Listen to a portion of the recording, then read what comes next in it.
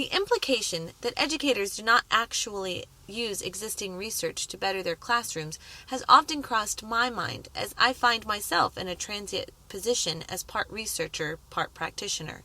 The craft/research culture divide, I see it as those who want to perfect their practices either take classes/conduct research or simply attempt trial and error kinds of approaches, and the success, I believe, lies somewhere in the middle of those two. It is the paradox of the 50-foot view versus the muck and the mire.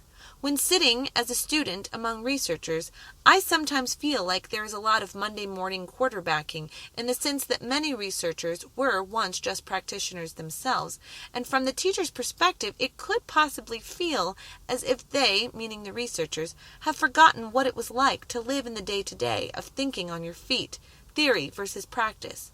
To me, practice tends to win out in the moment. Clark's division of the cultures within educational research is pretty accurate, with the second, teacher effectiveness researchers, being the most usable by actual practitioners of education. Many educators who find themselves in the profession for lack of other available jobs or have forgotten their passion or are simply too tired to learn new tricks are quite frankly not savvy enough to interpret educational research for the sake of keeping up with the times of their career. They are looking for a quick fix to behavioral problems or new learning strategies. Research is a matter of functioning, which is why the role of a researcher translator is an interesting concept for consideration.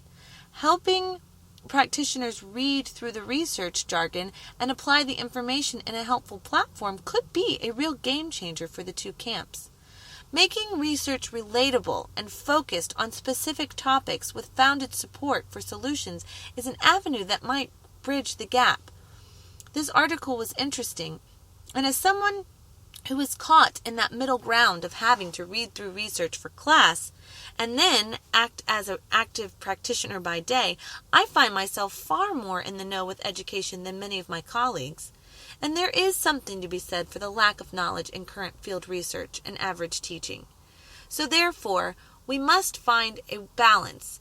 And I think getting the relationship between researchers and practitioners to bridge that gap is where we need to start.